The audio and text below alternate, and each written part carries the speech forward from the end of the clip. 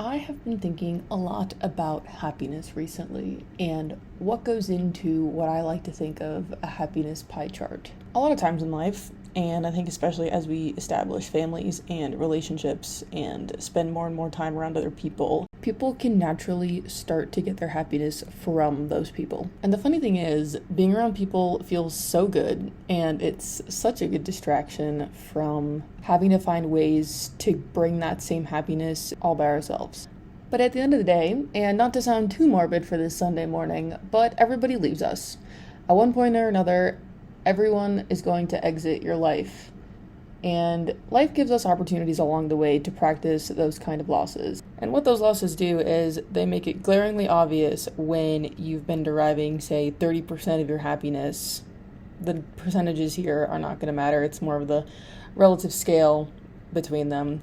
When you realize this person did make up a good chunk of your happiness pie chart, and then for one reason or another, they're no longer in your life, and therefore you no longer have that happiness source.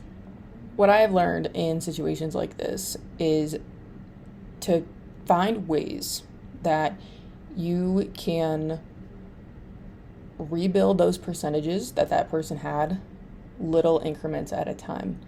Finding things that will give you that 2%, that 3%, just little bits of happiness to where eventually you rebuild that chunk that person contributed to your life. Right now, I'm also doing research for an episode on what happens when we do get attached to somebody and then they're no longer in our lives. And one of the things that I've been learning is neuroplasticity, where you reshape the brain to derive motivation, connection, at the end of the day, joy from a different source. And what I have found is that there is a time and a place in your happiness pie chart to have it come from other people, especially people like your family, people that you can depend on. I mean, it's one thing when it is somebody that you think that you can depend on and then they're no longer in your life. That's really the point of this episode. It's a reminder that feeling happy without that somebody in your life is going to take some action on the forefront from you to feel something, because feelings follow actions. And when something or someone leaves your life, it can be devastating at first because, as I'll talk about in a future episode, your neurochemicals are intertwined with the actions of that person. That's why loving anything, loving anyone comes with a risk. And the risk is that we get attached to it and then it goes away. My best friend taught me that part of what makes life so good is love and allocating time for other people. I mean, we've all been there doing something even mundane, going to Trader Joe's, going to see a movie. Those things are infinitely more fun just by the fact that you're doing it with somebody that you love. I know that when I'm hanging out with my sister, we could literally be doing anything. We could just be sitting in her room and it's going to be 10 times more fun than if I was just by myself. That's the double-edged sword of spending a lot of time around other people, is that it is such a good distraction. But sometimes you do find yourself in a situation that you thought you were going to have this sorts of happiness, and then sometimes even overnight that can disappear. First, I want you to start off with the superficial things. Okay, start small. Think about how you like to physically show up around other people. For me, that comes down to what I wear, to if I have nails on. When this happened in my life, I knew that having some nails on, as superficial as that may sound, that would give me 2% happiness. And who am I to judge myself for a small thing that I can do to give me even 2% joy? So don't judge yourself if it's things like that. And there's two scales to happiness, right? There's the short term and the long term. What I'm talking about here is identify those short-term ways that you can give yourself a little bit of joy to get through the acute phase of loss. Next, shifting more into long-term happiness. Because we could get our nails done till the cows come home, but is that really going to make us feel like we've lived a joyous life?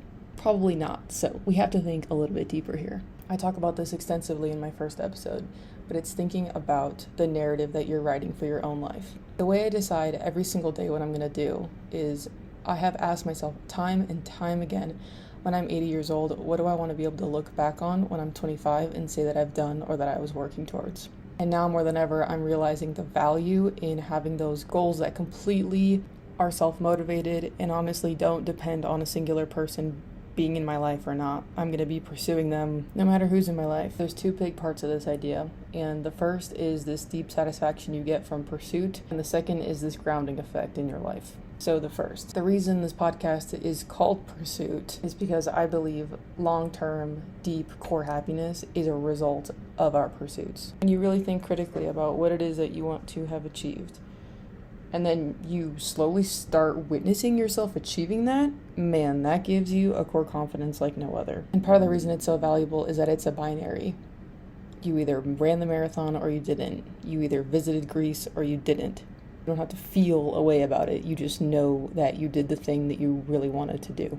Constantly around other people and getting all your joy from being around them, you're not thinking about what it is that you want to be able to say that you've accomplished in your life. Your brain space is taken up by, oh, I'm going to see this movie and go to this market with this person. Okay, those things are great. Those things are a lot, those things are in the short-term happiness like I'm talking about. There's definitely a time and place for those. It's a balance, right?